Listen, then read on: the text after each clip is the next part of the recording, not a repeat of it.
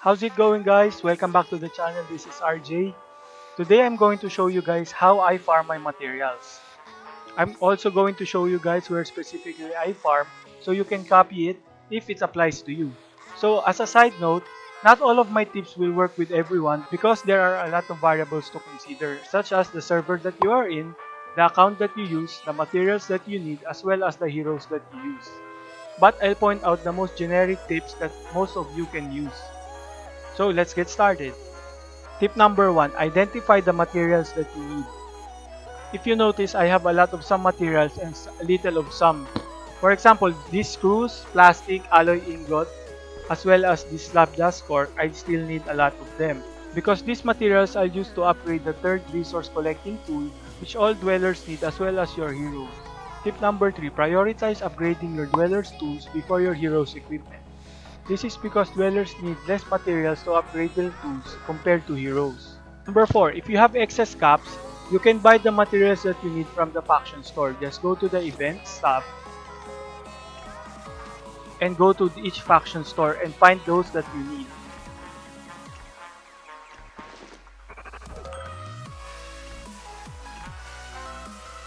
I used to buy all of these materials when I had lots of caps, but now I learned that you just need to buy those that you really need.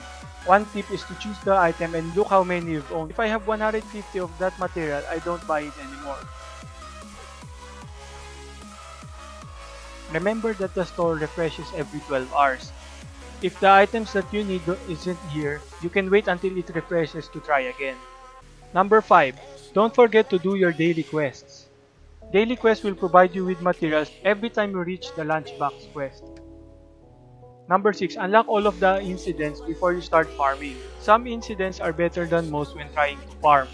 Also, clear the incident so you can get this lunchbox which also gives you materials. 7. Unlock all of the scouting missions as soon as possible. People always forget that there is also a scouting incident. Some incidents have this orange circle around them that you can use to scout. First, you need to unlock them by clearing the mission and doing all of the goals required. Once you've finished all of the goals, you can send Mr. Handy to scout this for free. You can do this twice a day and all you need to do is wait. You can click this one to open up all of the incidents that you can do scouting missions on. You can either send two Mr. Handys on different locations or you can send one and wait every 2 hours to get the materials. As for my case, I really need plastic so I sent my Mr. Handy here twice. You can also buy one scouting chance by using 20 Nuka-Cola quantity. All of the scouting incidents are the best incidents to farm your materials. This is true for all servers and for all accounts, because they give the highest clear rewards. Also, there are large rooms with a lot of enemies that can drop items. All of the materials that drop, including the rewards that you will get, just make sure to successfully clear the room because you can only do this twice a day per incident. Number 9. Find the best incident for the materials you will need. The factors that I look for the best incidents are: will the incident give me the material that I need? How many Radex does it cost? Can I quit the incident so I use half the Radex? How long does it take for me to finish the incident? Is it a boss battle, capture the objective, outside battle, or clear all monsters? In my experience, clear all monsters gives less materials overall and never farm outside battle incidents. 10. Here are the incidents that I found to be the most efficient when farming the materials that I need. These incidents may not be the same for you guys because it might depend on the server and the account that you use. For junk materials level 31 to 35, I found that Vault 114 was the most efficient for me. You can go for normal or medium difficulty for this. However, I prefer medium because I tend to get more materials from it. However, medium difficulty only has 15 chances. So after I finish 15 chances, I go to mass fusion building.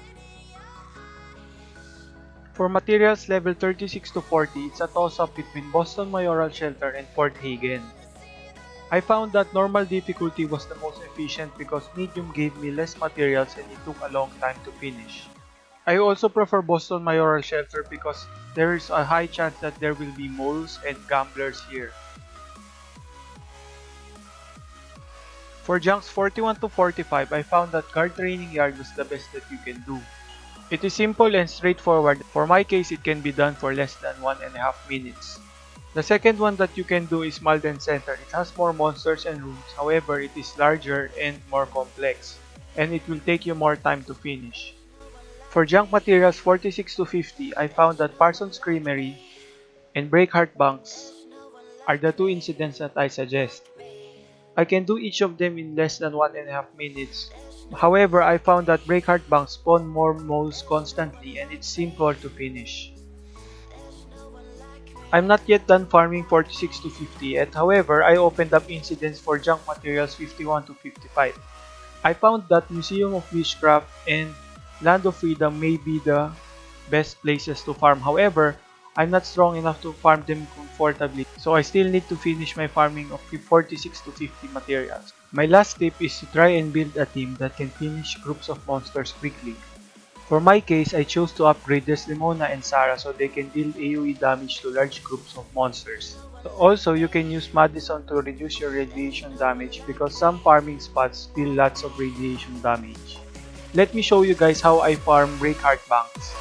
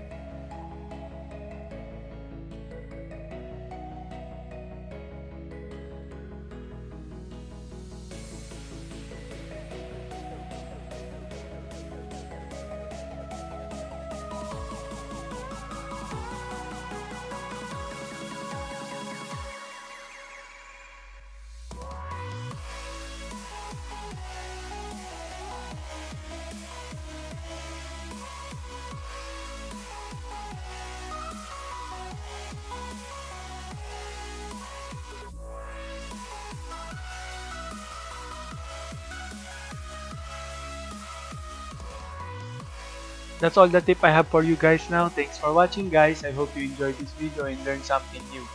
Just a final tip for playing and for farming and also for your life. Always try to be patient, especially when doing repetitive things like this. I know it can be boring, but just remember that this is the great equalizer of pay to win and free to play players. Because pay to win players cannot buy junk materials. All they can do is buy more Rad-X. However, if they don't have the patience like you, all their Rad-X will be wasted. So, good luck on your farming guys and thanks for watching. Don't forget to subscribe. Bye bye!